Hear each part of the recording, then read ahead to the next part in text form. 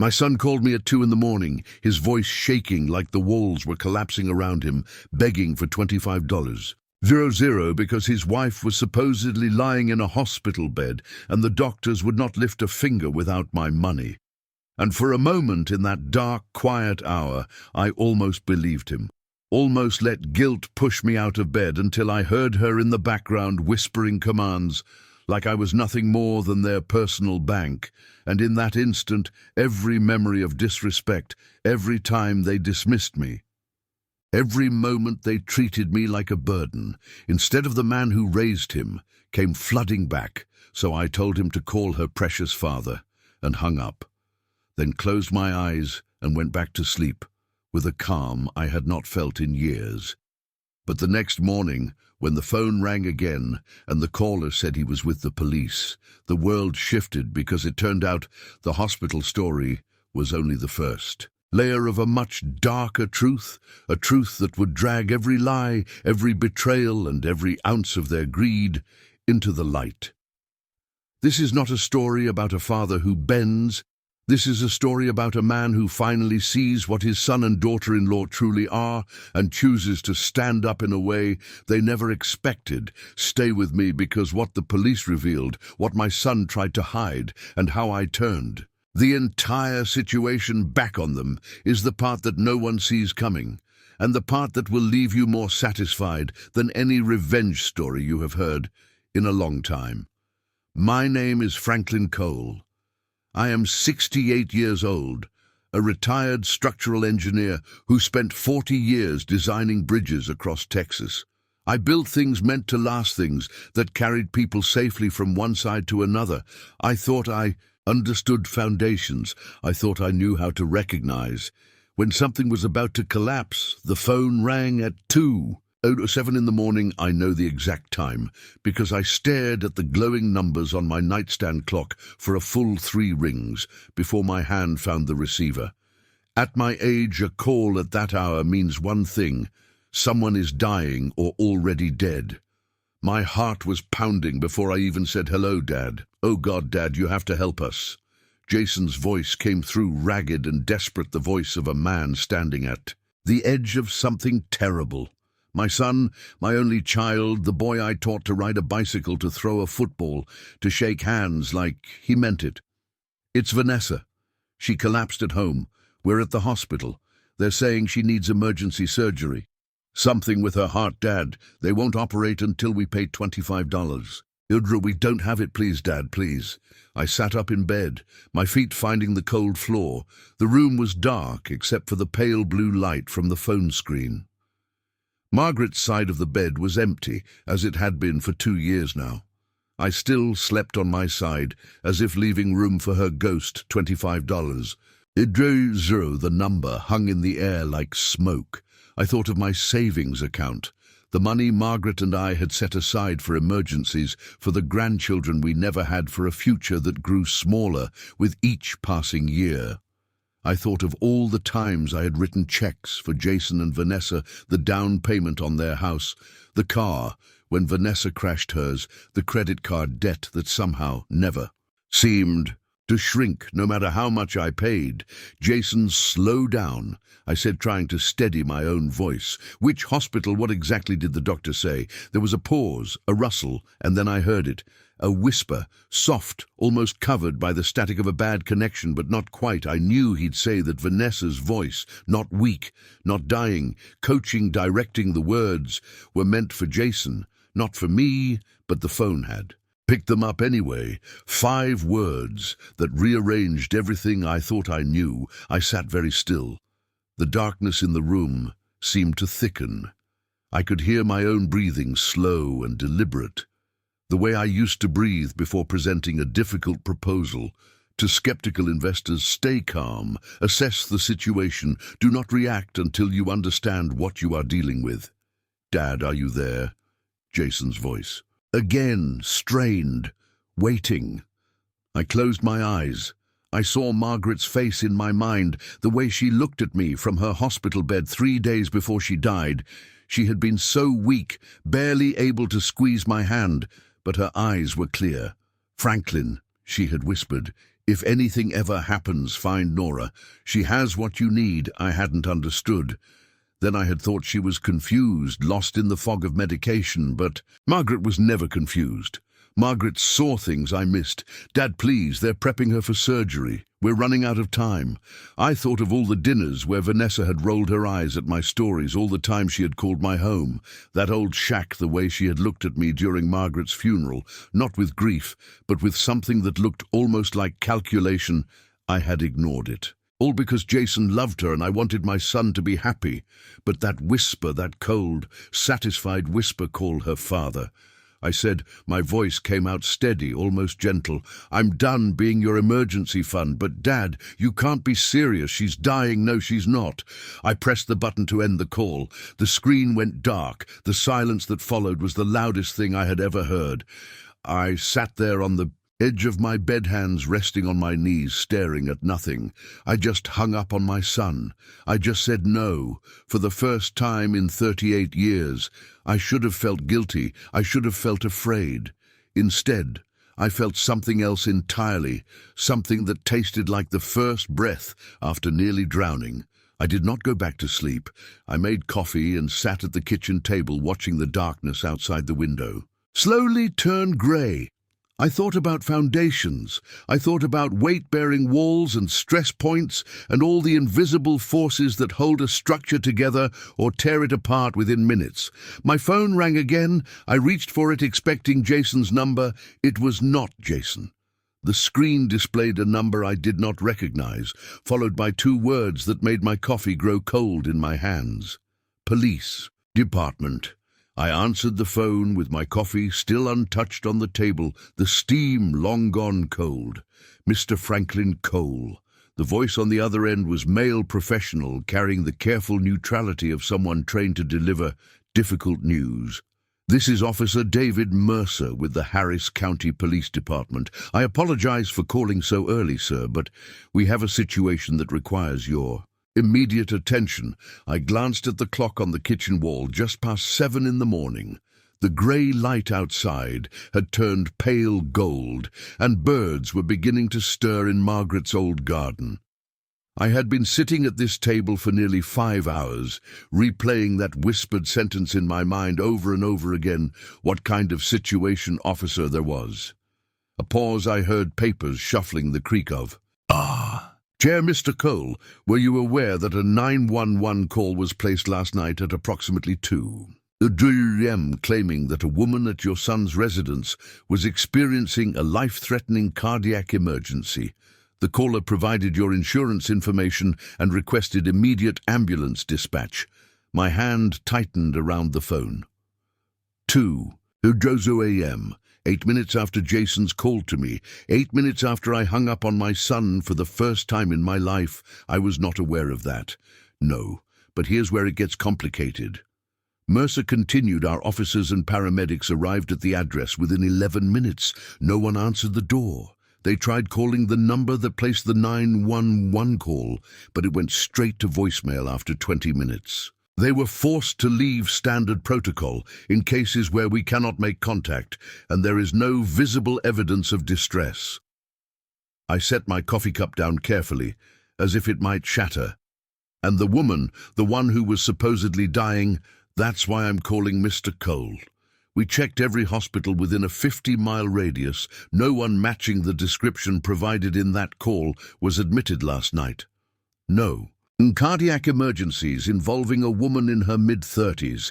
No record of anyone using your insurance information for treatment. He paused again. Sir, we believe the call was fraudulent.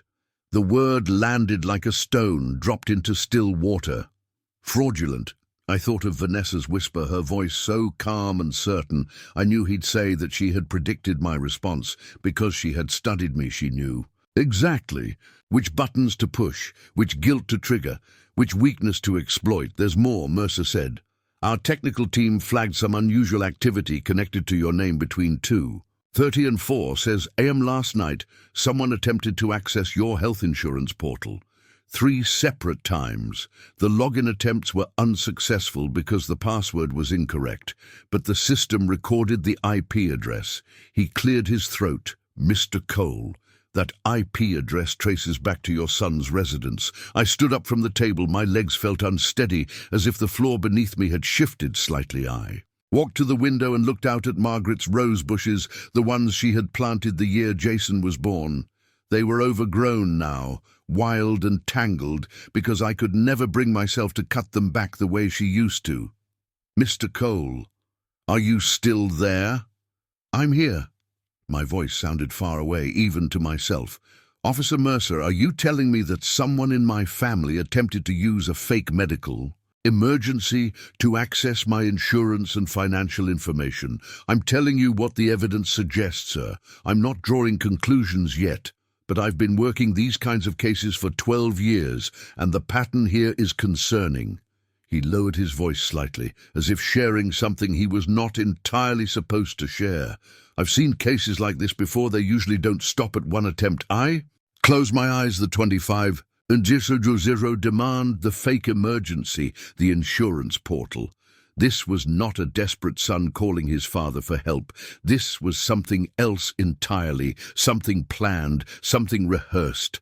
I thought of all the documents Vanessa had asked me to sign over the years, always with that bright smile, always with some perfectly reasonable explanation, authorization forms, account access agreements, papers I had skimmed and signed because I trusted my son's wife, because I wanted to believe she had our family's best interests at heart.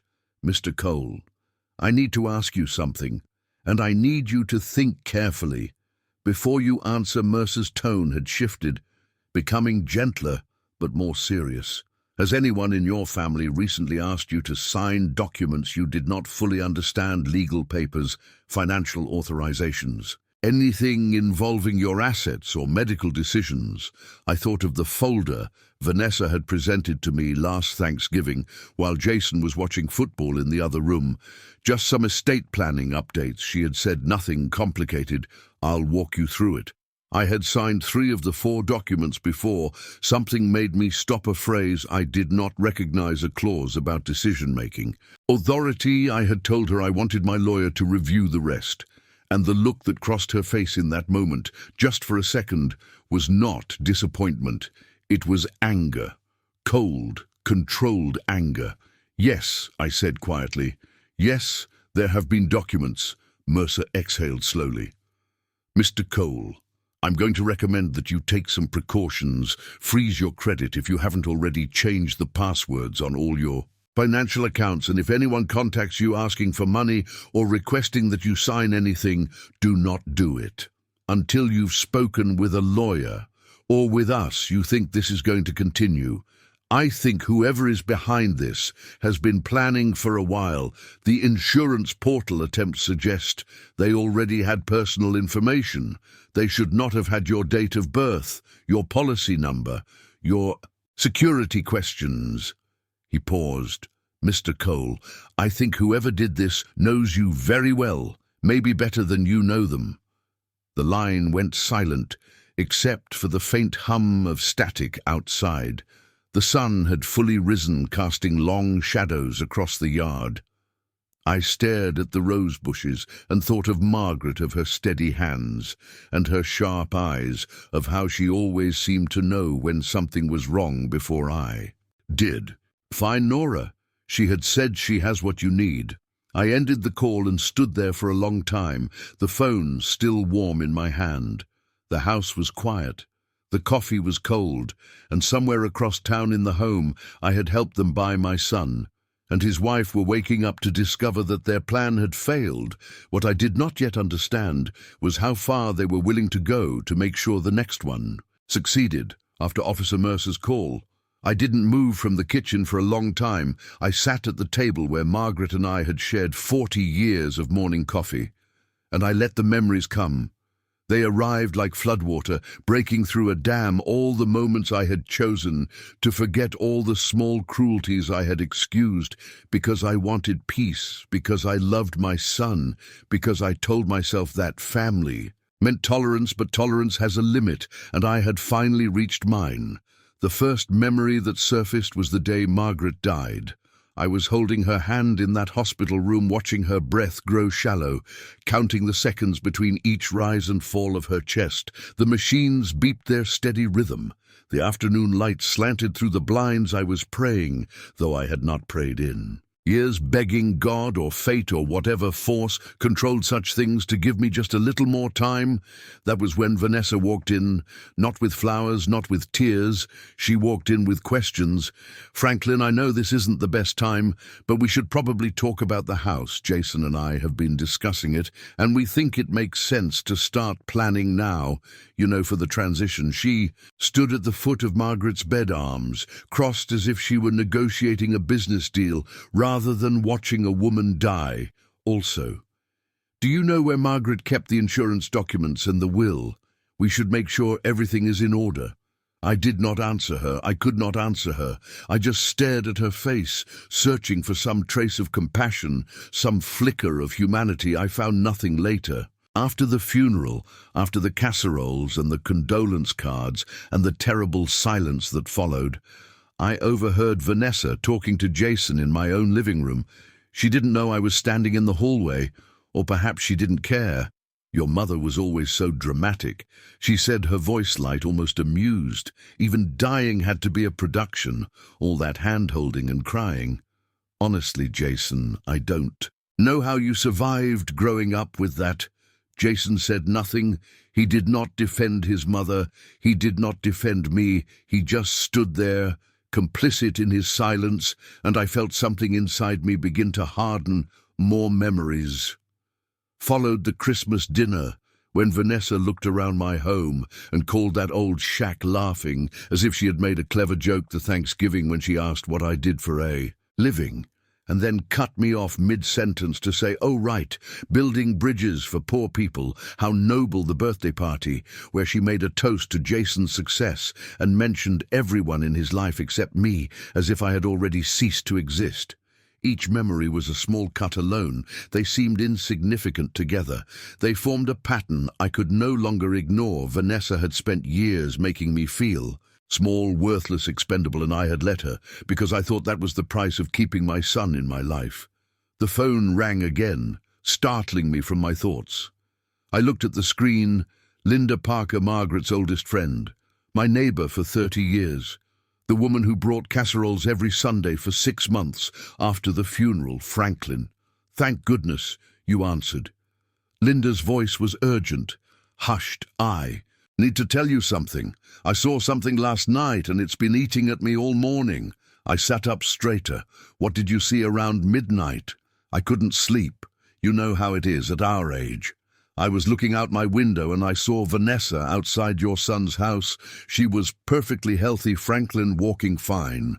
No sign of any illness. She was carrying a thick folder of documents, the kind you'd take to a lawyer's office." My grip tightened on the phone.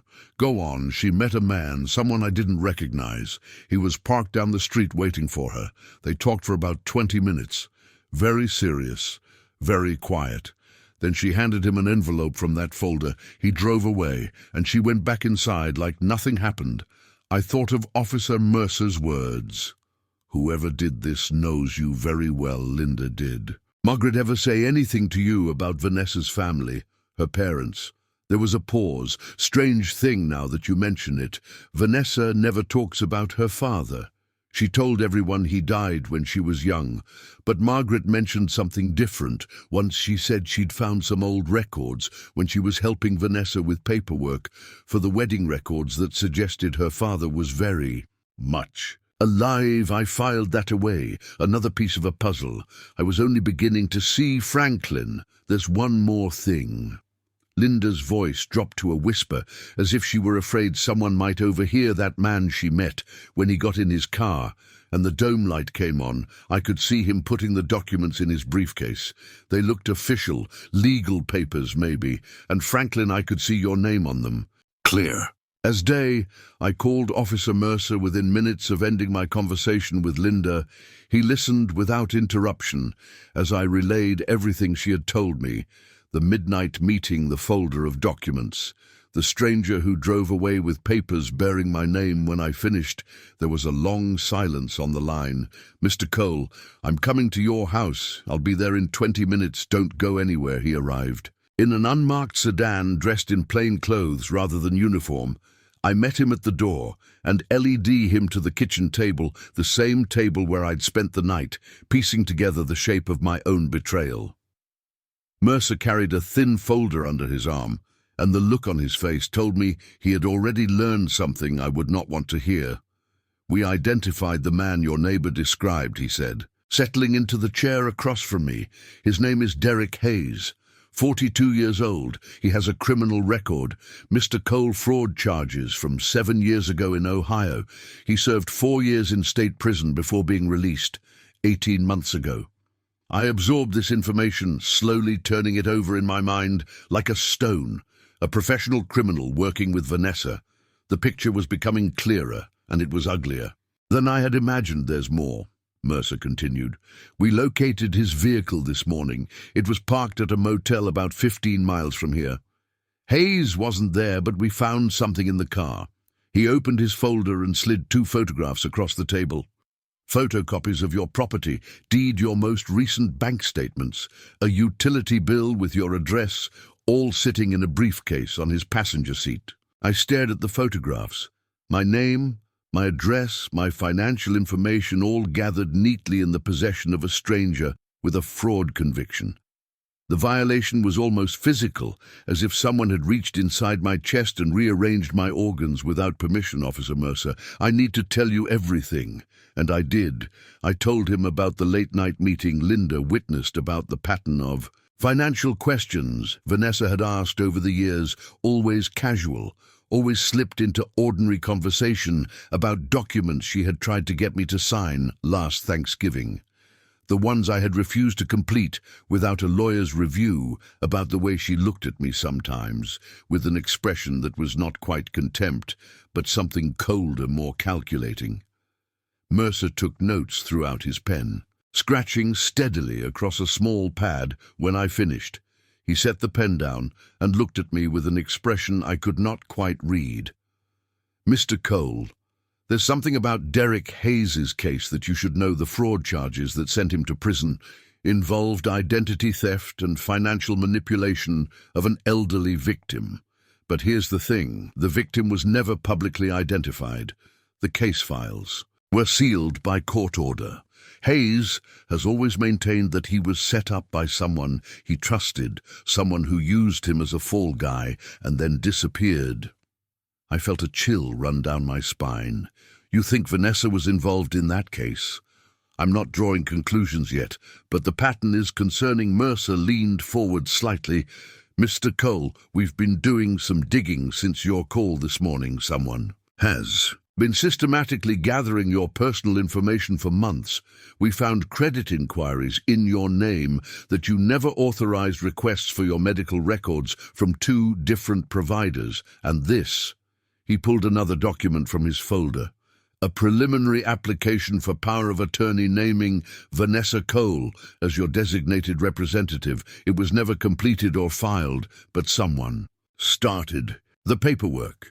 The room seemed to tilt slightly. Power of attorney, the legal authority to make decisions on my behalf, to access my accounts, to sell my property, to control my life.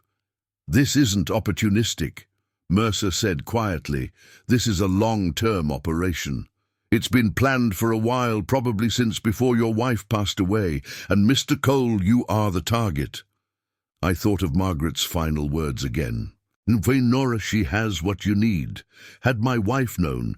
Had she seen what I was too blind to see? What about Hayes? I asked if he claims he was set up in his original case. Why would he be working with Vanessa now? Mercer hesitated. "That's what I'm trying to figure out. Your neighbor mentioned something interesting when we spoke to her this morning. She said Hayes watched Vanessa during their meeting with an expression that wasn't affection. She said it looked more like he was hunting." Before I could respond, Mercer's phone buzzed in his pocket. He pulled it out, read the message on the screen, and his face changed. The professional calm disappeared, replaced by something sharper, more urgent. "Mr. Cole, we need to check your bank accounts right now. Mercer drove me to the bank himself. Neither of us spoke during the 15-minute ride." I stared out the window at the familiar streets of my neighborhood, the houses I had watched being built over the decades. The trees Margaret and I had seen grow from saplings to towering oaks. Everything looked the same as it had yesterday. But I knew that was an illusion. Nothing would ever look the same again. The branch manager, a woman named Patricia Hendricks, whom I had known for 20 years, led us to a private office in the back.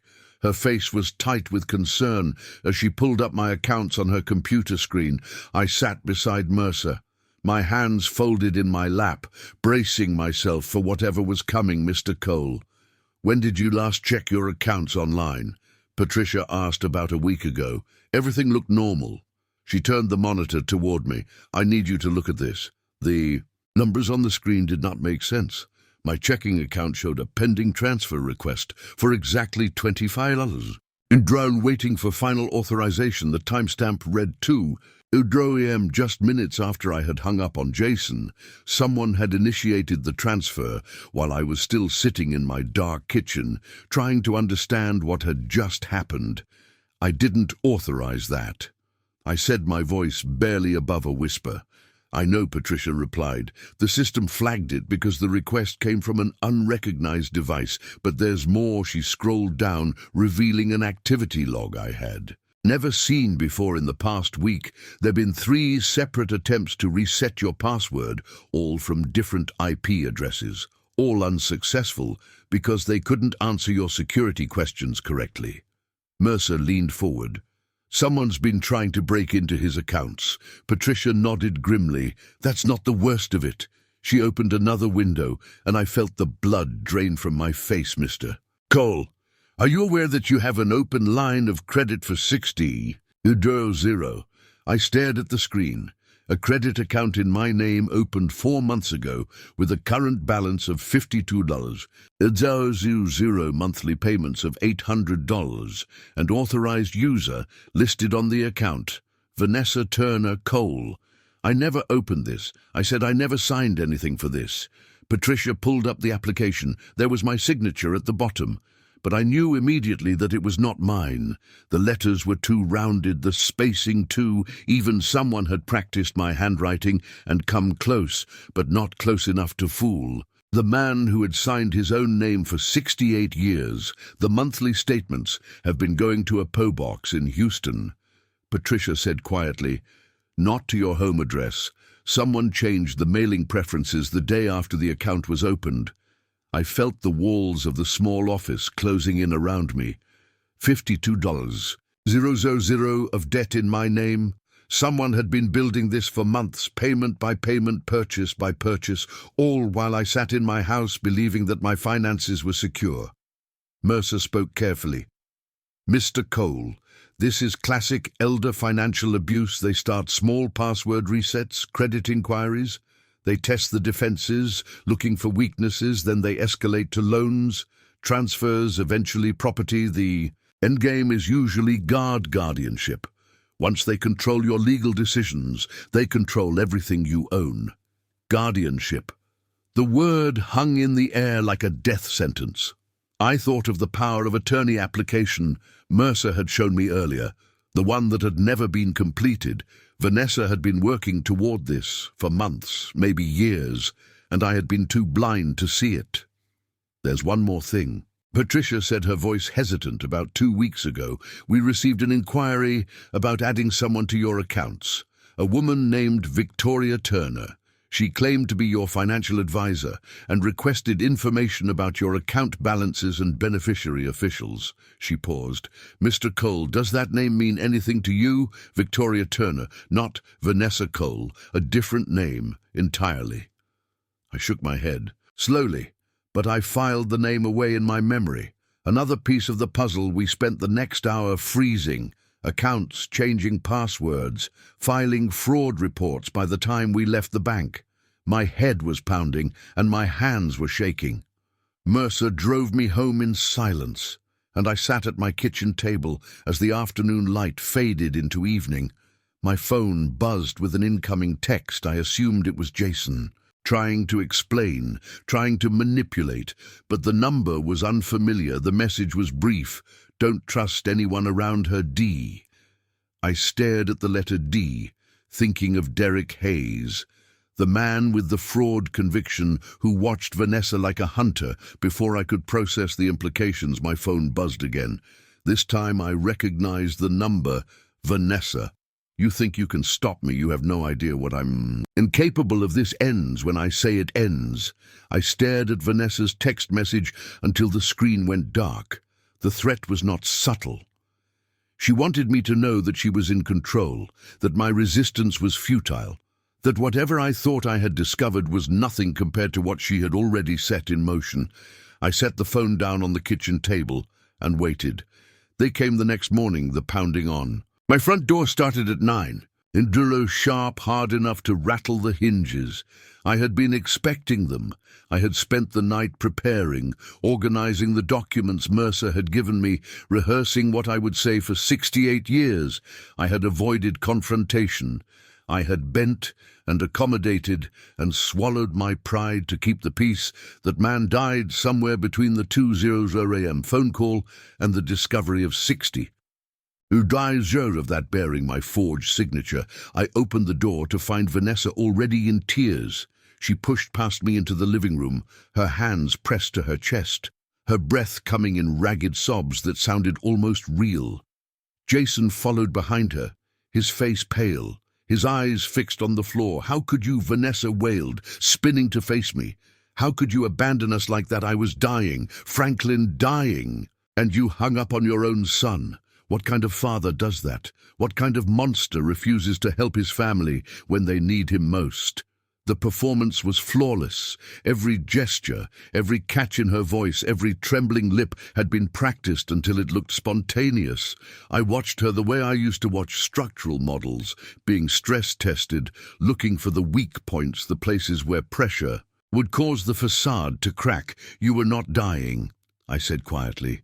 Vanessa's sobs paused for just a fraction of a second. What, you were not dying? No one matching your description was admitted to any hospital that night. The 911 call was fake. The insurance portal was accessed from your home 3 times between 2 and 4 in the morning, and the $25, a $1 zero you demanded, was already set up as a pending transfer before Jason even finished his phone call. I kept my voice steady, calm, almost gentle. You planned the whole thing, Vanessa, and you got caught. Her tears stopped as if someone had turned off a faucet. The transformation was remarkable. The grieving daughter-in-law disappeared, replaced by something harder, colder, more honest. Her eyes narrowed her. Jaw tightened for the first time since I had known her. I was seeing the real Vanessa. You don't know what you're talking about, she said, her voice flat. You're confused. You're old. You probably don't even remember what happened that night. Maybe it's time someone started making decisions for you, like the decision to open a $60 line of credit in my name, like the decision to forge my signature on the application, like the decision to have the statement sent to a PO box. I never opened. I pulled the documents from my pocket and held them up. I have copies of everything. Vanessa, the fraud department at the bank, has already been notified. So is the police. Something flickered across her face. Not fear, exactly, more like recalculation. She was adjusting her strategy, looking for a new angle of attack. Jason stepped forward, his hand raised in a placating gesture. Dad, please, this is all a misunderstanding. Vanessa would never do anything to hurt you. She loves this family. We both do. Maybe you're just stressed. Maybe you need some rest. We can talk about this later when everyone's calmer. He was parroting her words. I could and hear them in his mouth, feel them sitting on his tongue like borrowed clothes that did not fit. My son, my only child, had become a ventrilo, its dummy speaking lines someone else had written for him. Jason. I looked directly at him, ignoring Vanessa completely. Did you know about the loan? His eyes darted to his wife. His mouth opened for one moment. I saw something in his face that might have been the boy. I raised the child who used to tell me everything, who trusted me with his secrets and his fears. He wanted to speak. I could see the words forming behind his lips. Vanessa's hand found his arm. Her fingers pressed into his sleeve, not hard enough to hurt, just enough to remind him who held his leash. Jason's mouth closed. He looked away. "We should go," Vanessa said, briskly, already moving toward the door. "Clearly Franklin isn't thinking rationally. We'll give him some time to calm down." Jason followed her, but at the threshold he stopped. Vanessa was already outside, walking toward their car for just a moment. My son and I were alone. He looked back at me, and I saw something in his eyes that I had not seen in years, guilt, shame, and beneath them, barely visible, a desperate plea for help. "Dad," he whispered so quietly, I almost missed it. "There's something I need to tell you, but not here. Not now." Before I could respond, he pulled his phone from his pocket and glanced at the screen, his face contorted with pain, as if whatever he saw there was a physical hello. Then he shoved the phone back into his pocket and hurried after his wife. I stood in the doorway, watching them retreat, just before she got into the car. Vanessa turned back. She smiled at me, a cold, triumphant smile that did not reach her eyes. "I've already filed the paperwork." "Franklin," she called out, her voice carrying clearly across the morning air, "in 30 days, you won't be making any decisions at all." I watched their car disappear down the street, Vanessa's words echoing in my mind. 30 days, she had given me a deadline, a countdown to the moment when I would lose control of my own life. I stood in the doorway for a long time, feeling the weight of everything pressing down on me. The morning sun was warm on my face, but inside I felt cold that afternoon. There was another knock at my door, softer this time, almost hesitant. I opened it to find Nora Wheeler standing on my porch, Margaret's oldest friend, the woman who had held my wife's hand during the chemotherapy sessions. When I was too overwhelmed to speak, she was 70 years old, silver-haired and sharp-eyed, carrying a small fireproof box under her arm as if it contained something precious and dangerous. "Franklin," she said quietly, "may I come in?" I led her to the living room. She sat on the edge of the sofa, the box balanced on her knees, her fingers resting protectively on its lid for a moment. Neither of us spoke. The silence was heavy with the weight of whatever she had come to say. "Margaret gave this to me 6 months before she died. Nora finally said she made me promise to wait, to keep it safe, to only bring it to you when you truly needed it." She looked up at me, her eyes bright with unshed tears. "I think that time has come, Nora. What is this?" She placed the box on the coffee table between us, open. Franklin, Margaret knew. She knew what Vanessa was planning. She saw it before any of us did. My hands trembled.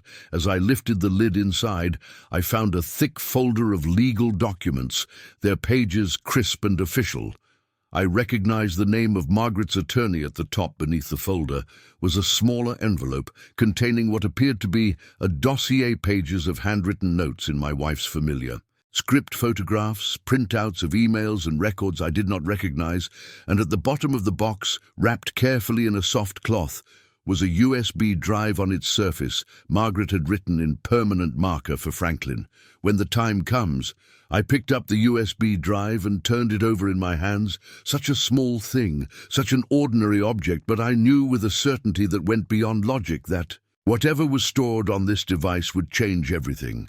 "I'll give you some privacy," Nora said softly. "Call me if you need anything." After she left, I sat alone in my living room, the USB drive warm in my palm. I could hear the clock ticking on the wall.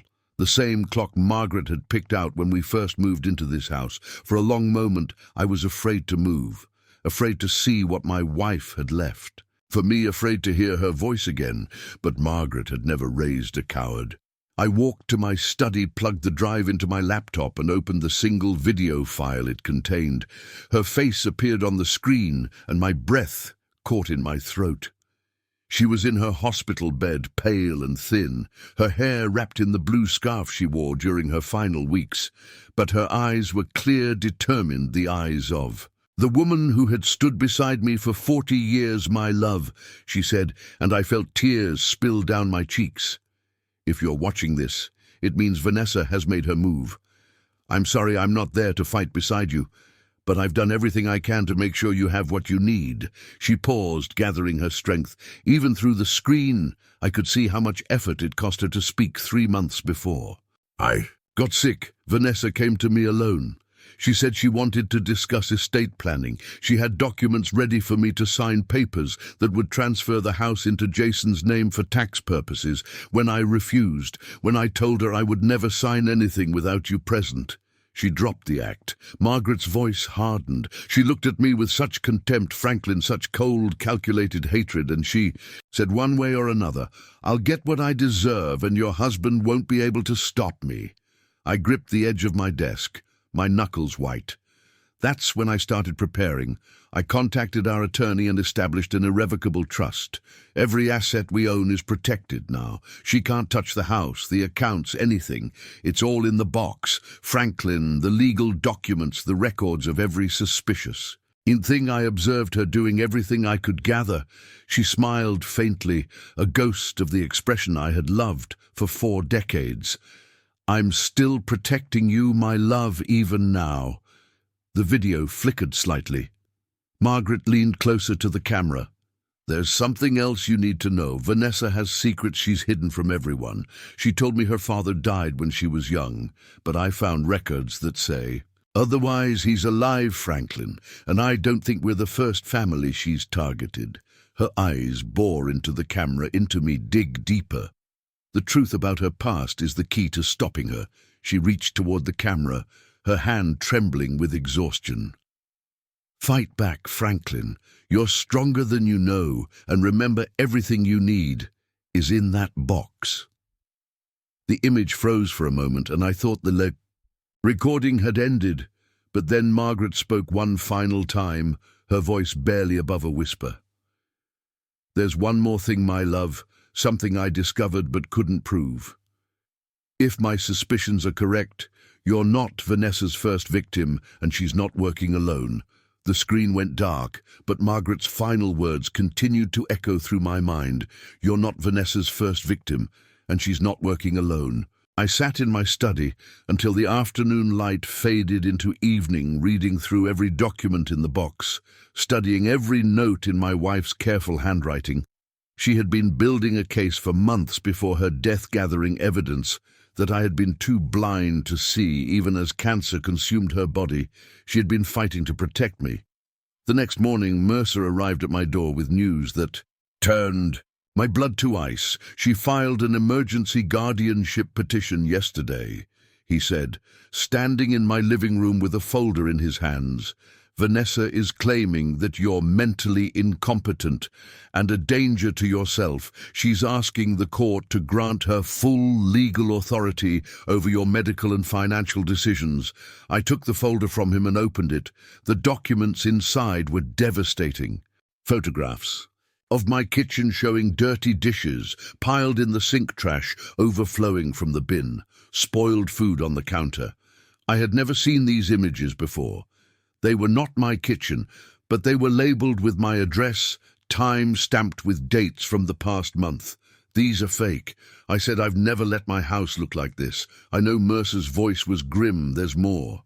I turned the pages, witness statements from neighbors. I had never heard of people who claimed to have seen me, wandering confused in my yard at night, talking to myself, forgetting where I was. A letter allegedly from my doctor, Dr. Robert Simmons, expressing grave concern about my cognitive decline and recommending immediate intervention. I had seen Dr. Simmons 3 months ago for a routine checkup. He had told me I was in excellent health for my age. The doctor's letter is forged. I said, I can prove that. Good, you'll need to. Mercer sat down across from me, his expression serious. Franklin, I need you to understand what you're facing. The preliminary hearing is scheduled in 2 weeks. If Vanessa wins this petition, she becomes your legal guardian. That means she makes all decisions for you, medical treatment, living arrangements, and, most Importantly, finances. She could sell your house, drain your accounts, move you into a facility, all while claiming to act in your best interest. The walls of my living room seemed to close in around me. Everything Margaret and I had built over 4 decades, everything I had worked my entire life to achieve, could be stripped away by a judge who had never met me based on lies manufactured by a woman I had. Once welcomed into my family, these cases favor the petitioner more often than you'd think. Mercer continued. Quietly, judges see a concerned daughter-in-law, an elderly man living alone. They make assumptions. They want to believe they're protecting a vulnerable person, not enabling a predator. I closed the folder and set it on the table. My hands were steady. My mind was clear. Margaret had not raised a man who surrendered.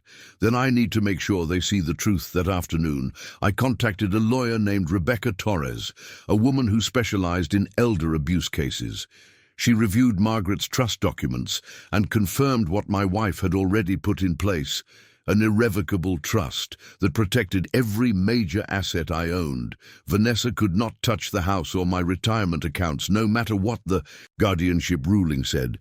But that was not enough. I needed to prove that I was mentally competent, that the petition was based on fraud. Dr. Sarah Mitchell's office was in a quiet medical building downtown. She was a licensed clinical psychologist with 30 years of experience in cognitive assessments, exactly the kind of expert whose opinion would carry weight in court. The evaluation lasted 90 minutes. She tested my memory, my reasoning, my ability to process information and make decisions. She asked me about my daily routines, my finance. This is my understanding of my legal situation. When she finished, she set down her pen and looked at me with something like admiration. "Mr. Cole, you're sharper than most people half your age. Your memory is excellent. Your reasoning is sound. There is absolutely nothing wrong with your mind." She signed the evaluation form and handed it to me. "Whoever filed that petition is either badly mistaken or deliberately lying. I'll testify to that in court, if necessary." I thanked her and drove home, the signed evaluation resting on my passenger seat like a shield against the darkness closing in around me. My phone buzzed twice during the drive. The first message was from an unknown number. She used the name Victoria Turner before she became Vanessa Cole. Search that name. The second message was from Jason. "Dad, I need to see you alone. There's something you have to know, please." I showed both texts to Rebecca Torres. When I met with her that evening, she studied Vanessa's petition carefully, her frown and deepening with each page. "Franklin, there's something strange here," she said finally. "The petition itself is full of holes. The fabricated evidence will fall apart under scrutiny, but the format, the language, the legal strategy underneath it all." She looked at me. "This is too professional, too polished." She's had help preparing this, and not from a first-time attorney. Rebecca set the documents down. "I've seen filings like this before, from people who have worked the system multiple times, Franklin. I don't think this is her first time doing this." Rebecca Torres's words followed me home that night. This is not her first time doing this. I lay awake in the darkness, staring at the ceiling, thinking about patterns in engineering. We learned that failure rarely happens in isolation. A bridge does not collapse because of a single flaw. It collapses because of accumulated stress. Repeated strain, weaknesses that compound over time until the structure cannot hold. Vanessa's scheme was the same. It had not appeared overnight. It had been built piece by piece, refined through practice, perfected through repetition. If I was going to survive this, I needed to stop thinking like a victim. I needed to start thinking like an engineer. The next morning I began my counteroffensive. I drove to the hardware store and purchased 3 security cameras, the kind that recorded continuously and stored footage to a cloud server I installed. I called them myself. 1 facing the front door, 1 covering the driveway, 1 position to capture anyone approaching from the back of the property. Texas law allowed me to record on my own property, without consent, every interaction that happened at my home. Would now be documented. I organized every piece of evidence I had collected into a systematic file: the police reports from Officer Mercer, the bank records showing the fraudulent credit line, the forged signatures, Vanessa's threatening text messages, Margaret's dossier, Dr. Mitchell's. I created copies of everything, stored them in 3 separate locations, and gave one set to Linda Parker for safe. And keeping, if something happened to me, the evidence would survive. My engineering mind found comfort in the process. Identify weak points, gather data, design a solution that cannot fail for 40 years. I had applied these principles to bridges and buildings. Now I applied them to my own survival. That afternoon I met with Rebecca Torres. Again at her office, she'd been busy. Spread across her conference table were documents I had not seen before, printouts and legal filings she had obtained through her network of contacts. "The guardianship petition is our immediate problem," she said, "but it's also our biggest opportunity. Vanessa has overreached. She's submitted fabricated evidence to a court of law. That's not just grounds for dismissal, that's criminal fraud." She tapped a stack of papers. "We'll challenge the petition with everything we have: your psychiatric evaluation, the bank records proving financial manipulation, the police reports about the fake 911 call. By the time we're done, the judge won't just deny her petition, they'll be asking why she isn't in handcuffs. But that's not enough." I said, "We need to prove she's done this before." Rebecca nodded slowly.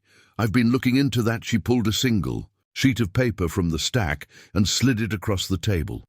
"The name Victoria Turner appears in a sealed fraud case from Ohio, 2017. The victim's name was redacted and the case files are locked.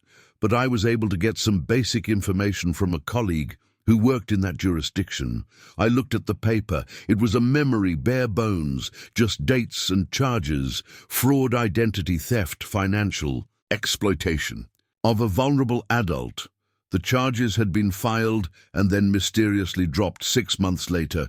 No explanation, no trial, no conviction. The Mo is identical to what's happening to you." Rebecca said quietly, "Systematic financial manipulation, forged documents, an attempt to gain legal control over the victim's assets. Whoever Victoria Turner was, she knew exactly what she was doing. Victoria Turner, the name. From the bank inquiry, the name from the anonymous text, the name Vanessa had used before she became Vanessa Cole. When I returned home that evening, there was a package in my mailbox. No return address, no postage, just a small padded envelope. With my name written in block letters inside, I found a cheap prepaid phone, the kind you could buy at any convenience store for $20. The screen showed a single text. "Message noon tomorrow. The diner on 5th Street. Come alone. I'm not your enemy." I sat in my kitchen, turning the phone over in my hands. Logic told me this was dangerous. Derek Hayes had a criminal record. He had been found with my personal documents in his car. Every rational instinct said this was a trap, another layer of Vanessa's scheme designed to compromise or eliminate me. But logic also told me that something did not fit the anonymous texts, warning me not to trust anyone around her, the way Linda described him, watching Vanessa like a hunter rather than an accomplice. The sealed fraud case in Ohio, where the charges had mysteriously vanished. If Derek Hayes was Vanessa's partner, why would he be sending me warnings? Why would he risk exposure by making contact? Margaret's final words echoed in my mind.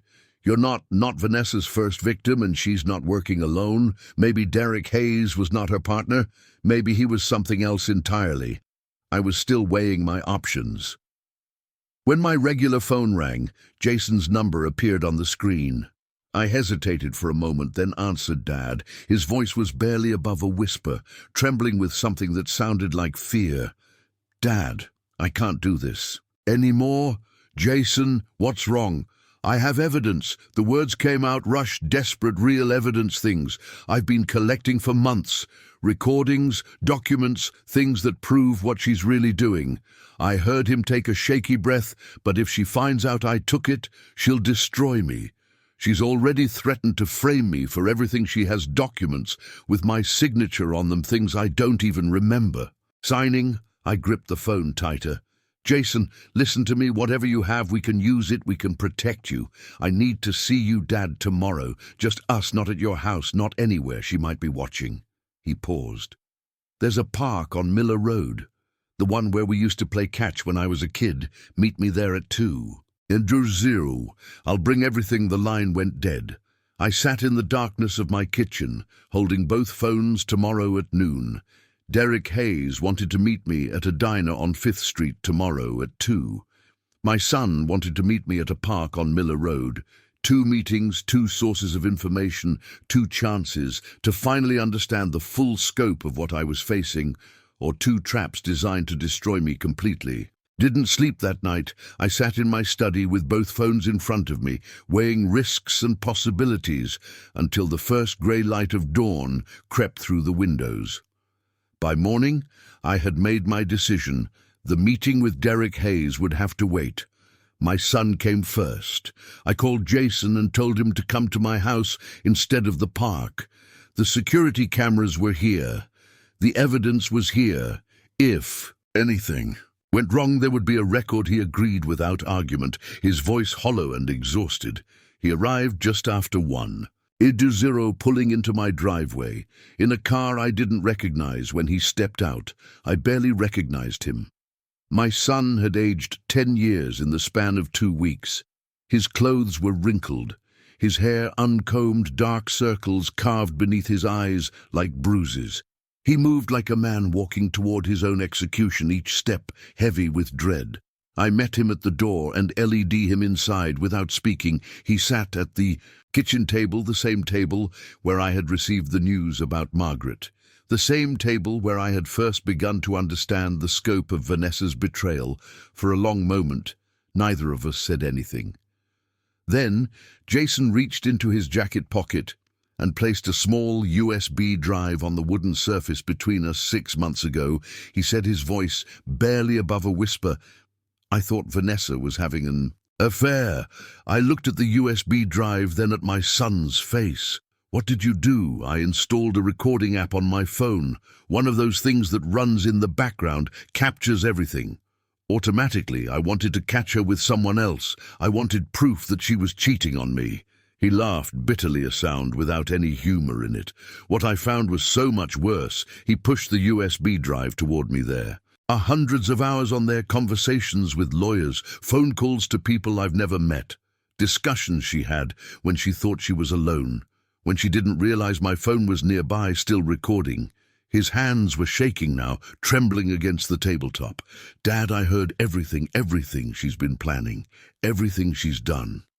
I picked up the USB drive, feeling its weight in my palm. Such a small object, such enormous consequences. Play it. Jason said, you need to hear it for yourself. I walked to my study and inserted the drive into my laptop. Jason followed, standing behind me. As the files loaded, there were dozens of audio recordings, each one time-stamped and labeled. I clicked on the first one. Vanessa's voice filled the room, clear and confident, and utterly without remorse. The old man is easier than I expected. A few more months, and we'll have him declared incompetent. Once I have guardianship, everything transfers automatically. The house, the accounts, all of it. I clicked another file, more of Vanessa's voice this time, laughing. Jason's too stupid to notice anything. He actually believes I love him. Can you imagine? He thinks we're building a life together while I'm draining his father. Dry. Another file, Vanessa speaking to someone on the phone. Her tone business, like the Ohio situation is handled. They sealed the record like I asked. There's no way anyone connects Victoria to Vanessa. Now, different state, different name, different target. It's foolproof. I turned to look at my son. He was crying silently, tears streaming down his cheeks, his shoulders shaking with suppressed sobs. I wanted to. And tell you, Dad. The words came out broken, fractured by grief every single day. I wanted to stop her, but she found out I was suspicious. She went through my phone, found the app, realized what I had been recording. He wiped his face with the back of his hand. She told me that if I ever betrayed her, she would frame me for everything. She has documents with my signature on them, loans I don't remember taking. Transfers I never authorized. She said she would make sure I went to prison while she walked away clean. I stood and walked to my son. I put my hands on his shoulders, feeling how thin he had become. How fragile, how long has she been threatening you 3 years?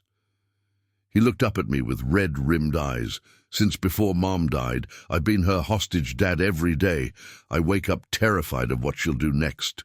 Every night, I lie awake wondering if this is the day she finally destroys me. I pulled him into an embrace, the first real contact we had shared in years. He was not weak. He was not complicit.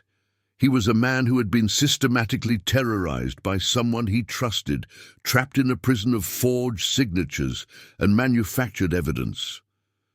I had spent weeks hating my son for his silence.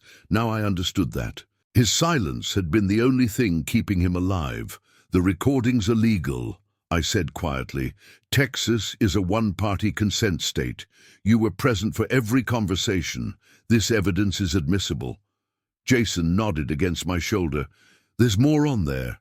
She mentioned someone named Derek. She said if he ever finds me, I'll just do what I did. Before men are easy to manipulate. He pulled back, wiping his. As in Dad, she has a second phone, a hidden one, she keeps locked away. I've seen her use it late at night when she thinks I'm asleep. The contacts are listed only as initials, no names. I filed this information away, another piece of the puzzle clicking into place. Derek Hayes, the man with the fraud conviction, the man who had been sending me anonymous warnings. Perhaps he was not Vanessa's accomplice. After all, perhaps he was another victim. Jason grabbed my arm suddenly, his fingers digging into my flesh. His eyes were wide with fear. Dad, there's one more thing. Last week I heard her on that hidden phone. She was in the garage talking to someone. I couldn't hear most of it, but I caught a few words. He swallowed hard. She said something about finishing what we started. And Dad, she mentioned Mom, my blood, and turned to ice. What did she say? Jason's voice dropped to a whisper, as if speaking the words too loudly might make them more real. She said, Margaret was getting too close. Good thing nature took care of that problem. Jason's words echoed in my mind long after he left. Margaret getting too close. Good thing nature took care of that problem. I sat alone in my kitchen as the afternoon shadows lengthened, turning those words over and over, examining them from every angle. My wife had died of cancer. The doctors had been certain the diagnosis had been confirmed by multiple specialists, and yet Vanessa had spoken of Margaret's death as if it were convenient, as if it had solved a problem. I could not afford to dwell on that horror. Not yet. I had another meeting to keep the diner on. Fifth Street was a small place, the kind of establishment that had survived decades by serving strong coffee and minding its own business. I arrived 15 minutes early and chose a booth near the back where I could watch the entrance. The burner phone sat heavy in my pocket.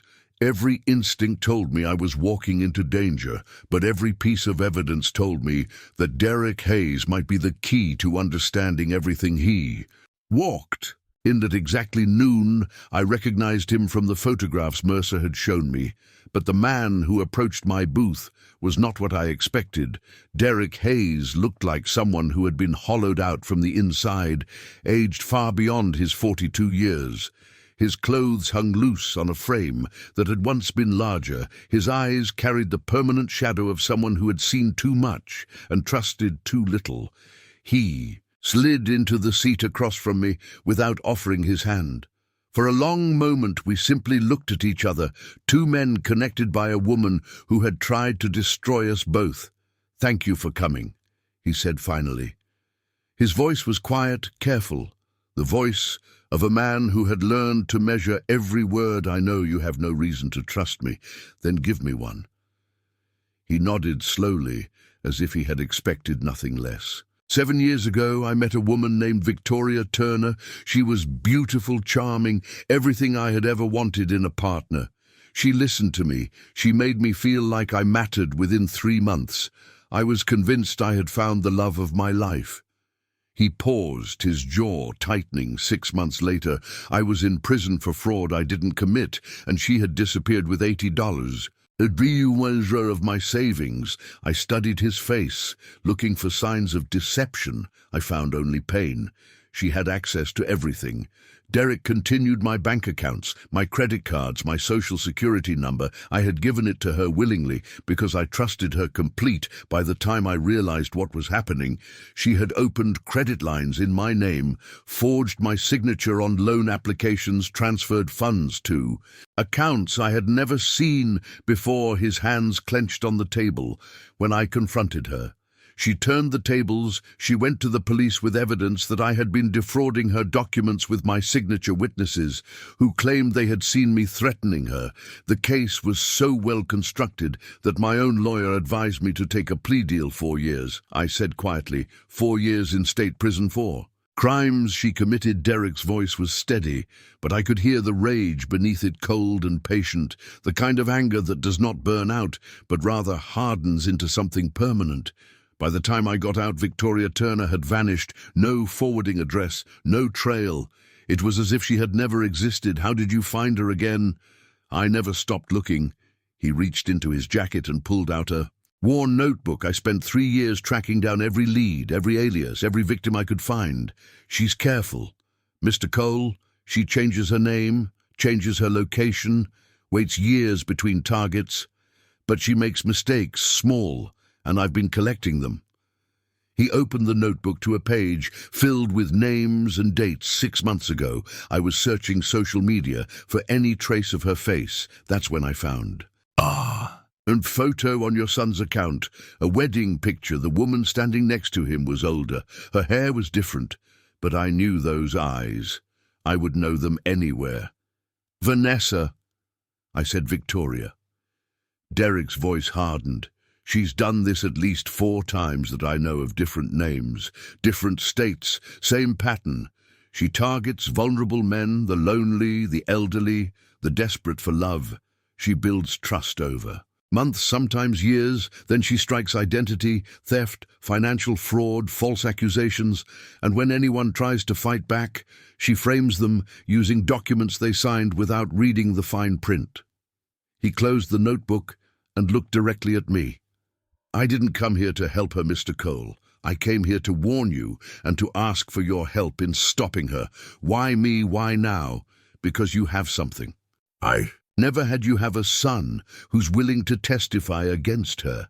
You have a police detective who's actually investigating, and you have resources to fight back. Derek leaned forward. There's one more thing. Someone who might know even more than I do. Her father. I felt a jolt of surprise. She told everyone. Her father was dead. She told me the same thing, but I tracked him down 2 years ago. His name is Mark Turner. He lives in Florida. Derek's expression darkened. She defrauded him too. Mr. Cole, her own father, stole $50. And disappeared. He's been waiting for years for the chance to testify against his own daughter. Derek reached into his jacket again and pulled out a thick manila folder. He slid it across the table toward me. I opened it slowly, my hand steady.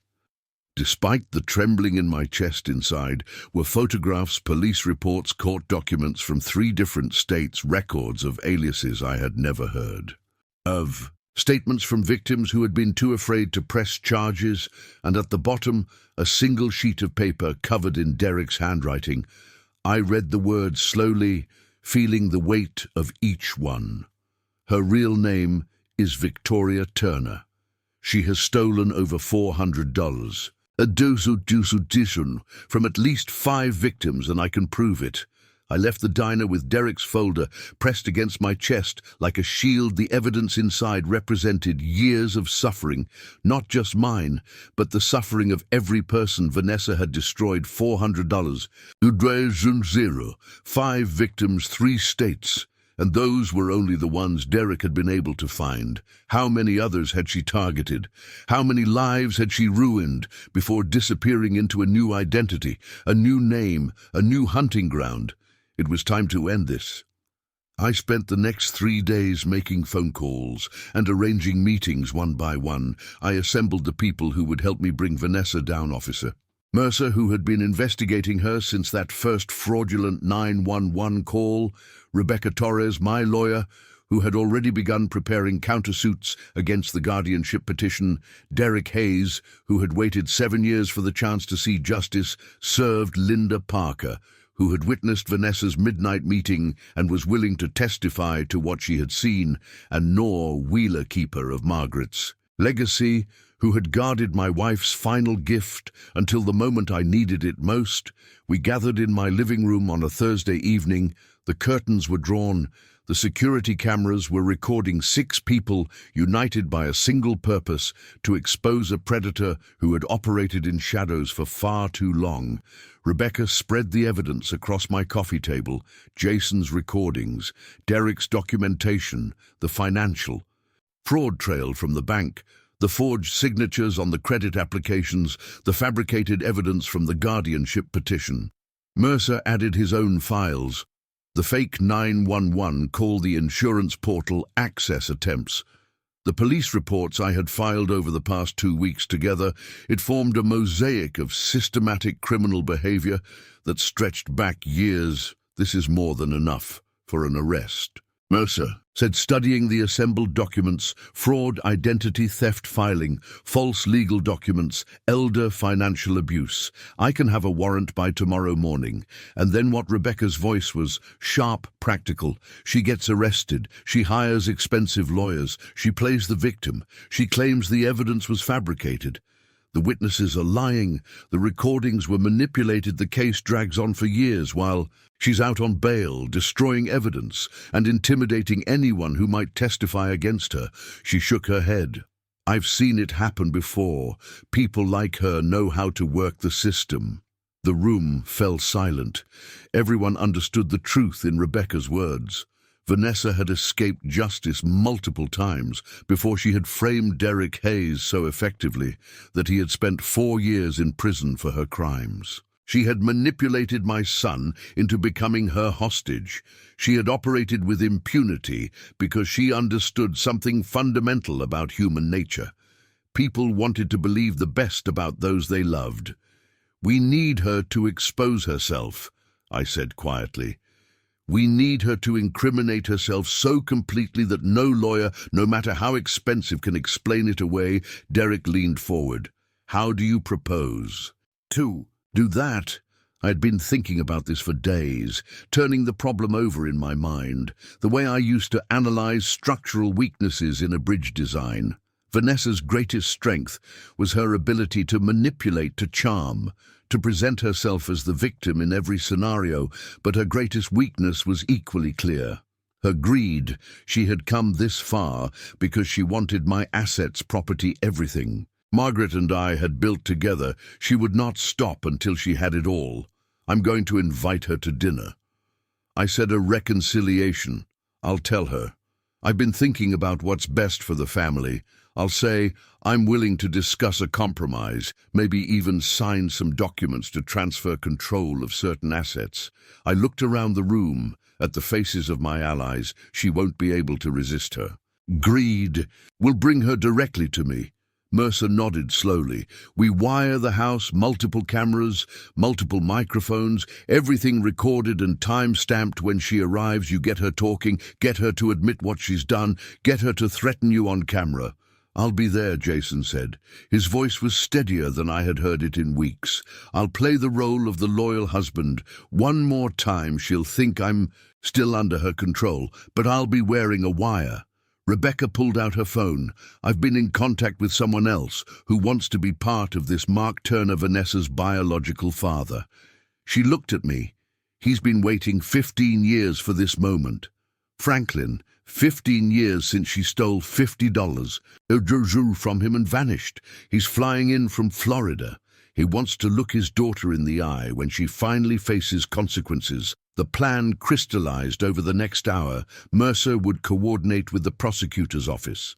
The arrest warrant would be prepared in advance, but held until Vanessa incriminated herself at the dinner. Derek would wait nearby, ready to provide testimony the moment she was in custody. Linda and Nor would be available as witnesses.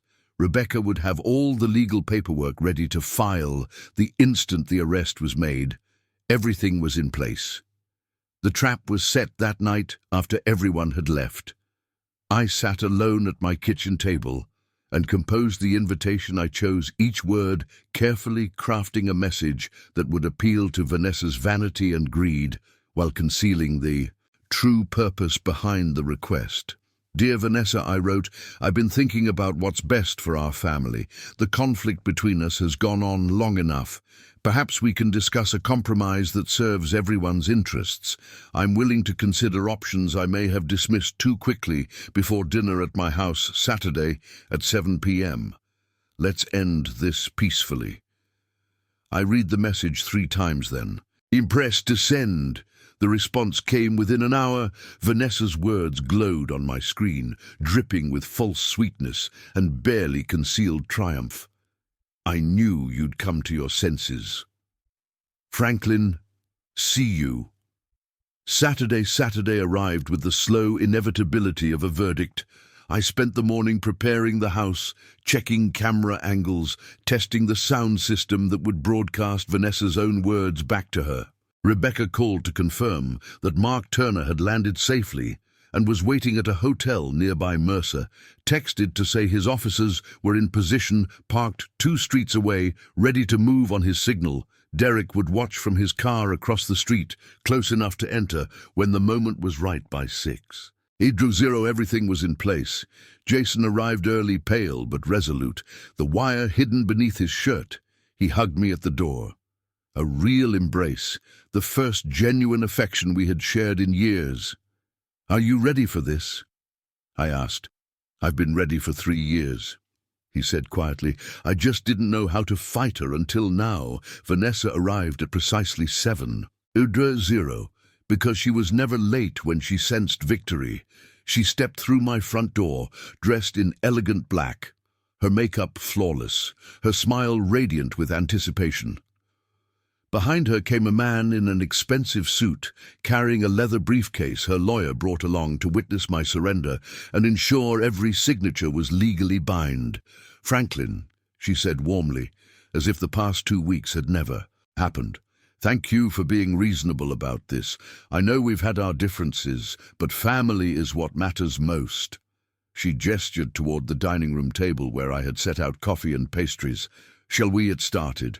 I played my role perfectly. The tired old man, the defeated patriarch. I moved, slowly spoke softly, let my shoulders slump with the weight of imaginary exhaustion. I accepted the documents she placed before me and reviewed them with trembling hands, asking questions I already knew the answers to, letting her explain each clause with patronizing patience.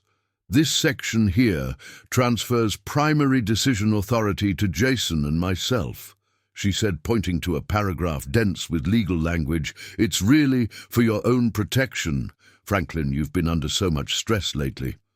We just want to make sure you're taken care of." "I see," I said slowly, "and this other section about the property, just a formality. The house would technically be held in a family trust. But you'd still live here, of course. Nothing would change day to day." I nodded. Pretending to consider, the lawyer shifted impatiently in his seat. Jason sat beside his wife, his face carefully neutral, playing the role of loyal husband for the final time. "Before I sign anything," I said, setting down my pen, "I'd like everyone to hear something." Vanessa's smile flickered. Here, what I reached into my pocket and pressed the button on the small remote control I had been carrying all evening. The hidden speakers throughout the room crackled to life, and Vanessa's own voice filled the air. "The old man is easier than I expected. A few more months, and we'll have him declared incompetent once I have guardianship. Everything transfers automatically." The color drained from her face. She turned toward Jason, realization dawning in her eyes. Her own voice continued laughing. "Now, Jason's too stupid to notice anything. He actually believes I love him. What is this?" Vanessa stood abruptly, her chair scraping against the floor. "Turn that off, turn." it off right now, but the recording kept playing, her plans laid bare, her cruelty undeniable, the Ohio situation, the name Victoria, the contempt she held for everyone around her. Vanessa spun toward Jason, her face contorted with fury. "You recorded me. You pathetic, spineless little worm, after everything I did for you, after everything I gave up." She lunged toward him, fingers curved like claws. "I'll destroy you. I'll make sure you rot in prison for the rest of your miserable life, Vanessa." I spoke her name calmly, cutting through her rage. Or should I say Victoria? She froze. The front door opened. Derek Hayes stepped into the room, his eyes locked on the woman who had stolen 4 years of his life. "Hello, Victoria, remember me?" Vanessa stumbled backward, nearly knocking over the table. Her lawyer stood frozen, clearly having no idea what he had walked into. "Derek," she whispered, "how did you—" Before she could finish, the door opened again. An older man entered, silver-haired, weathered by time, but standing straight with the dignity of someone who had waited a very long time for this moment. "Hello, sweetheart," Mark Turner said quietly. "It's been 15 years. I believe you have something that belongs to me." Vanessa's composure shattered completely. She looked around the room wildly, searching for an escape route, finding none. Her carefully constructed world was collapsing around her, every lie exposed, every alias known, every victim assembled to bear witness to her destruction. She lunged toward the back door. Officer Mercer was already there, stepping through from the kitchen, handcuffs glinting in the lamplight too. Uniformed officers flanked him. "Victoria Turner, also known as Vanessa Cole. You are under arrest for fraud, identity theft, elder financial abuse, and filing false legal documents." His voice was calm, professional, final. "You have the right to remain silent." The metal clicked around her wrists. Something broke inside her, and the mask fell away, completely revealing the creature beneath you. "Think this is over," she screamed, thrashing against the officer's grip. "I'll destroy all of you. I'll burn everything to the ground." Her voice cut off as they led her through the door, her threats dissolving into the night air in the sudden silence that followed. I heard Jason weeping. He had collapsed into a chair, his head in his hands, his shoulders shaking with sobs that seemed to come from somewhere deep and wounded. I walked to him and placed my hand on his shoulder. "It's over, son," I said softly. "It's finally over." The police station was bright, with fluorescent light, and heavy with the smell of stale coffee. I sat in a plastic chair outside the interview room, watching through the window as Mark Turner gave his statement to the detectives. His voice was steady, but I could see the weight of 15 years pressing down on his shoulders with every word he spoke. Mercer had arranged for me to observe. He said I had earned the right to hear the full story. Her name was Victoria when she was my daughter. Mark said, his hands folded on the metal table before him. She was always clever, too clever. Maybe saw through people like they were made of glass. He paused, staring at something invisible on the wall 15 years ago. She came to me and her mother asking for help, said she was in trouble, needed money to start over. We gave her everything we had saved, $50. Zero. The detective across from him made notes without interrupting. Within 2 months, she had forged my signature on 3 separate loan applications, drained what was left of our retirement account, opened credit cards in my wife's name. Mark's voice cracked slightly by the time we realized what she had done. Victoria had vanished, changed her name, moved to another state. My wife never recovered from the betrayal. She died 4 years later, still asking me why our daughter had done this to us. I watched his face through the glass. This was not a man performing grief. This was a man who had lived with it so long, it had become part of his bones. The truth is, I taught her too well. Mark looked directly at the detective now, his eyes clear and unflinching.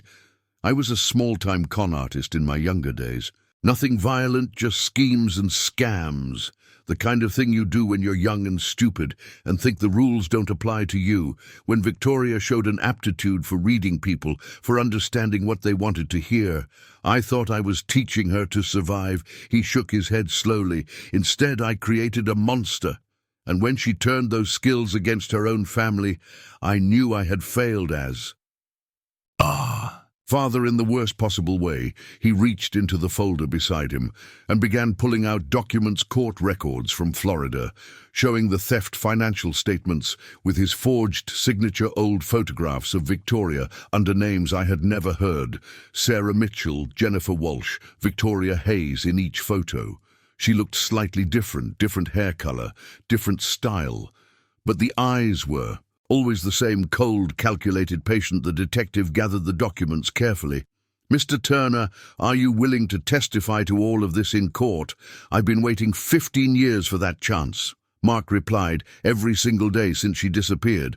I've been waiting." After the interview, Mercer brought me to a conference room where Rebecca Torres was meeting with a federal prosecutor named David Chen. Spread across the table was the combined evidence from all three cases.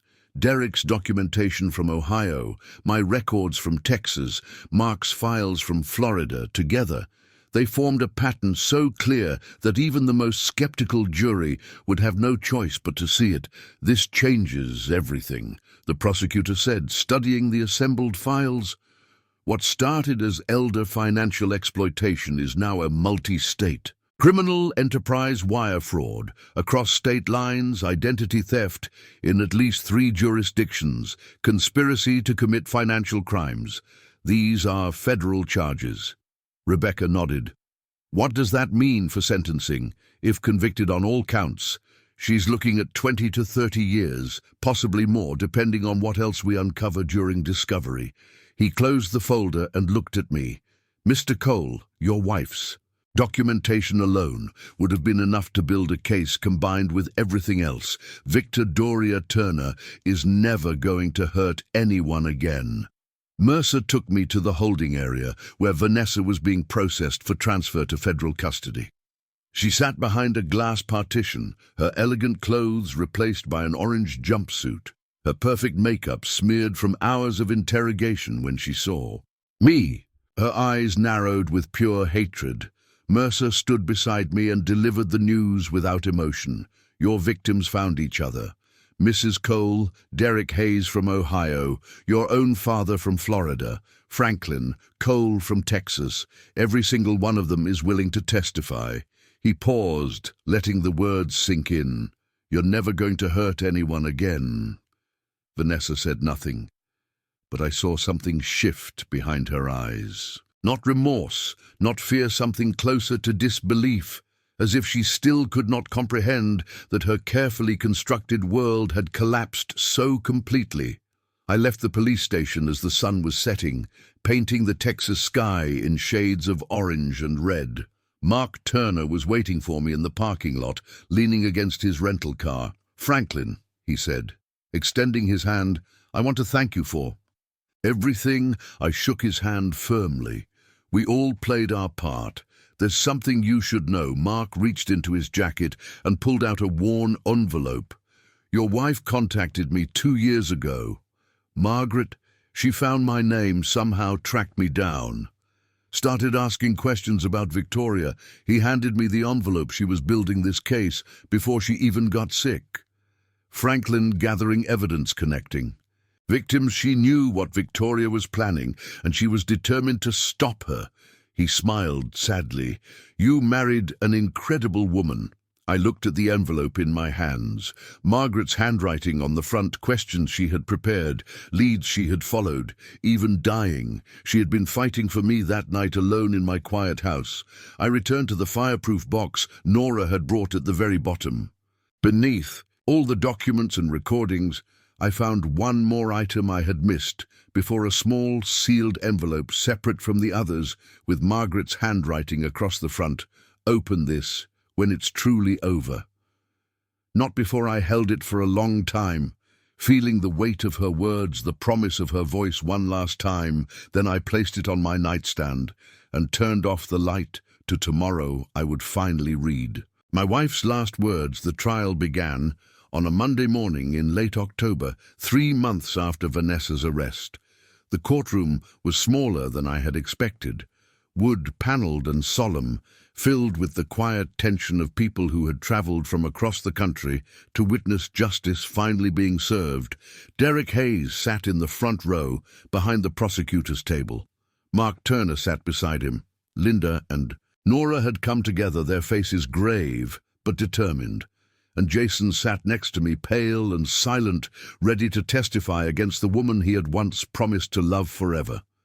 The state trial lasted 3 days, 3 days of evidence so overwhelming that even Vanessa's expensive defense attorney could not spin it into something innocent. I was the first witness called. I described the two.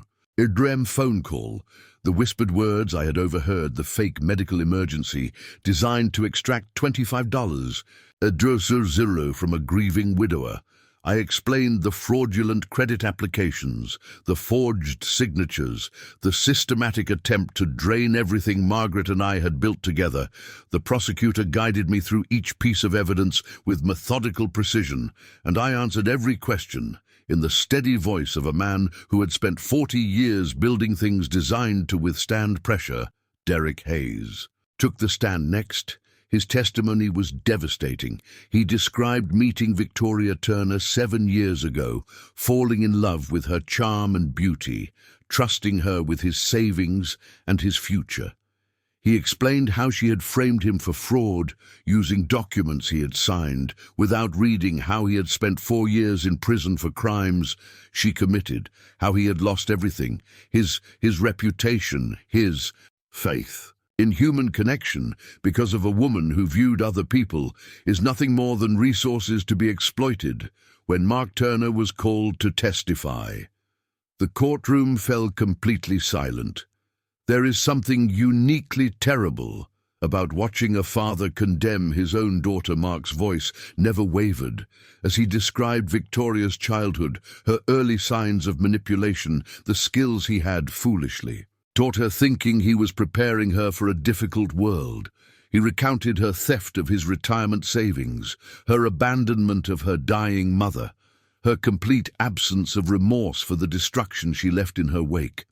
By the time he finished, several jurors were wiping their eyes, but it was Jason's testimony that sealed Vanessa's fate. My son walked to the witness stand with the weight of 3 years of terror pressing down on his shoulders. He connected his phone to the courtroom's audio system and played recording after recording of Vanessa's own voice, her plans to have me declared incompetent, her contempt for Jason himself, our discussions of previous victims, previous identities, previous escapes. Each recording was time-stamped and authenticated, legally obtained under Texas law. Impossible to dismiss or explain away. Vanessa's lawyer tried every defense imaginable: mental illness, coercion by unnamed accomplices, misunderstanding and miscommunication. He suggested that Derek Hayes was a bitter ex-lover. Fabricating evidence, he implied that Mark Turner had his own reasons for wanting revenge against his daughter. He argued that Jason's recordings had been edited or taken out of context. The jury saw through every excuse. On the 3rd day, they returned their verdict in less than 2 hours. Guilty on all counts: elder financial exploitation, fraud, identity theft, filing false legal documents, making false emergency reports. The word guilty echoed through the courtroom 5 times, once for each charge, each repetition. Another nail in the coffin of Vanessa's freedom. The judge's sentence was severe: 12 years in state prison with no possibility of parole for at least 8 restitution to all victims, totaling $450. 0 permanent restraining orders protecting me, Jason, Derek and Mark Turner, and upon completion of her state sentence, she would face federal charges for wire fraud and interstate identity theft that could add another decade to her imprisonment. As the gavel fell, I watched Vanessa's face for years. She had worn masks: the devoted daughter-in-law, the concerned wife, the victim of circumstance, but in that Moment as the reality of her sentence settled over her, every mask fell away. What remained was not rage or defiance.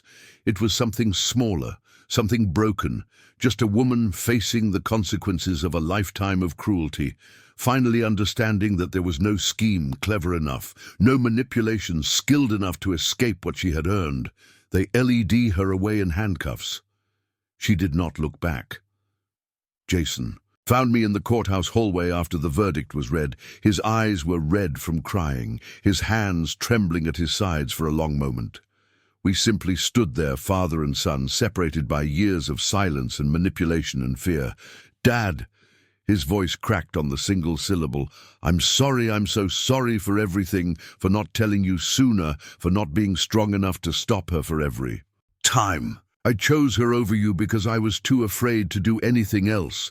I looked at my son. I saw the boy I had taught to ride a bicycle, the teenager who had asked me for advice about girls, the young man who had stood beside me at Margaret's funeral, too numb to cry. I saw all the years we had lost to Vanessa's poison, all the moments that could never be recovered. But I also saw the man who had found the courage to record his own wife's crimes, the man who had risked everything to give me the evidence I needed, the man who had stood in that courtroom and testified against the person who had terrorized him for 3 years. I pulled him into my arms. He collapsed against me, sobbing like a child, and I held him the way I had when he was small and afraid of thunderstorms. "We'll rebuild," I said quietly. "Together, that's what your mother would have wanted that evening." I sat alone at my kitchen table as the last light of day faded outside my window.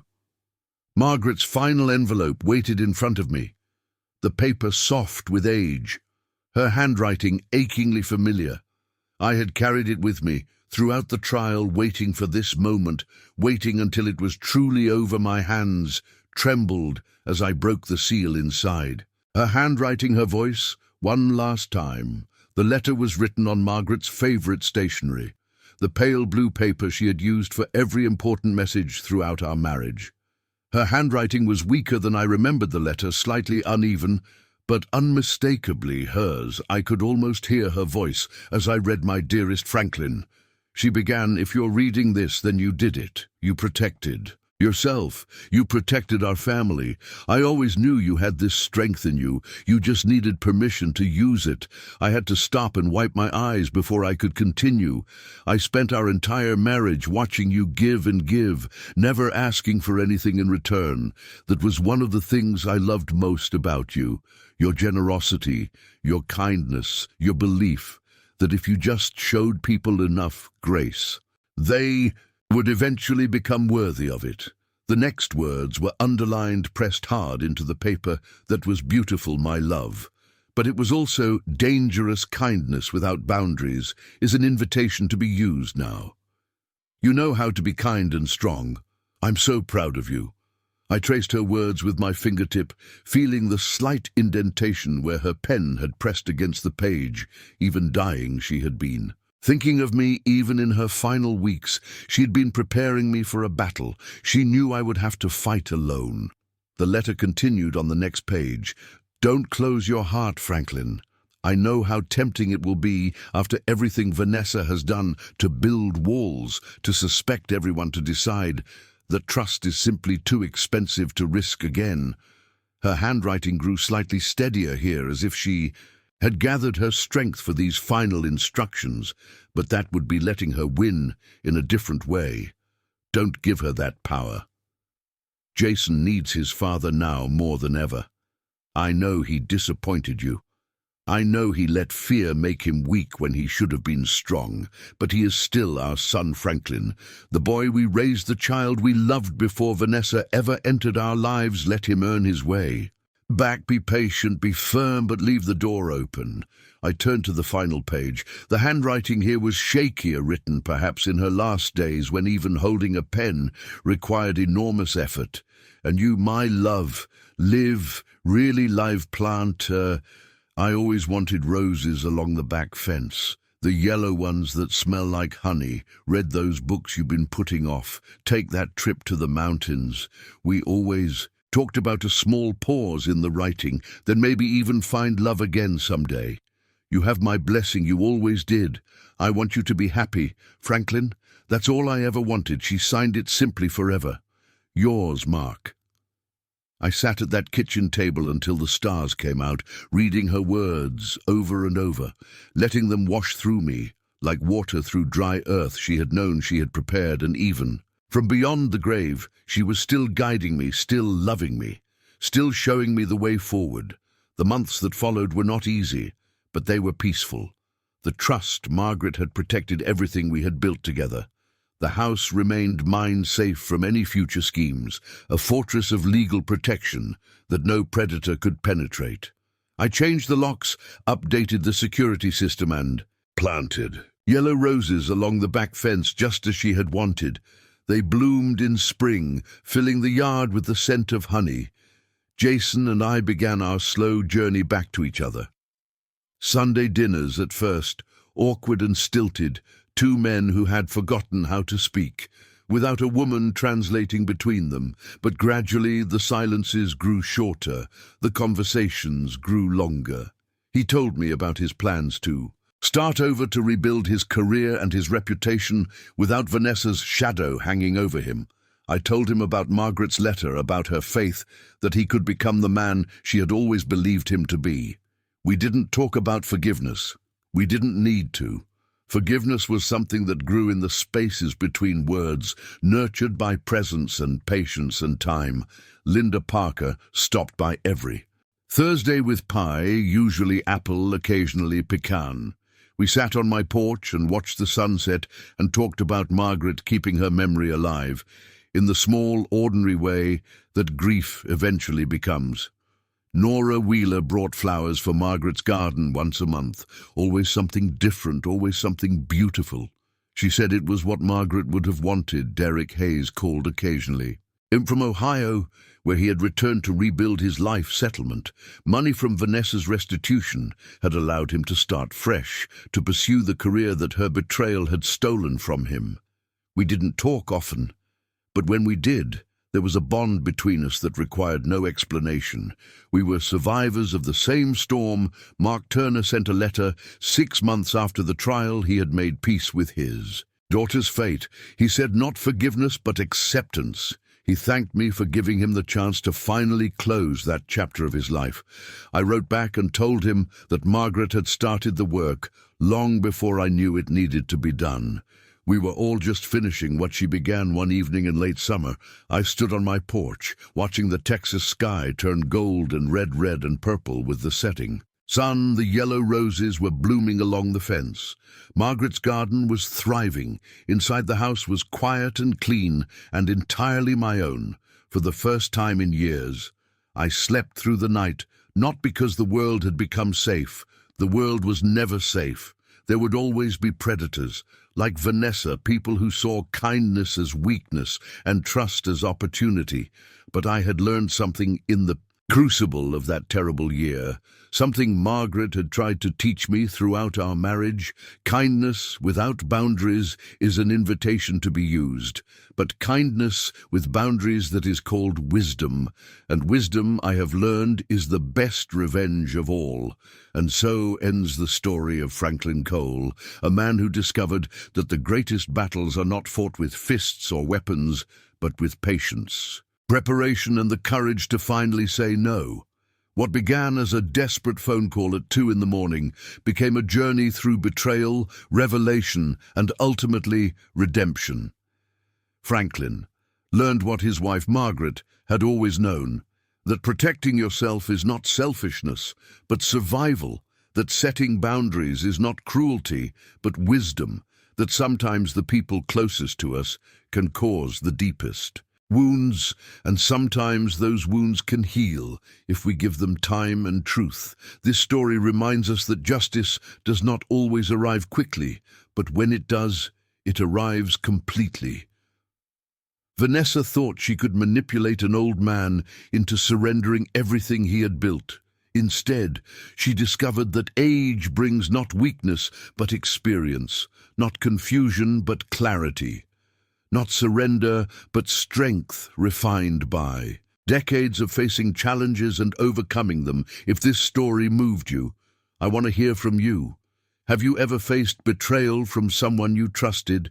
Have you ever had to choose between keeping the peace and protecting yourself?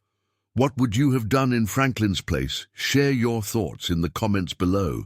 Your experiences matter, and your voice deserves to be heard if you found meaning in Franklin's journey. Please subscribe to our channel for more stories of resilience, justice, and the quiet courage of ordinary people facing extraordinary circumstances like this video. If it touched your heart, and share it with someone who needs to remember that it is never too late to stand up for yourself. Thank you for listening until the very end. Until next time, remember, kindness with boundaries is called wisdom, and wisdom is the best revenge of all.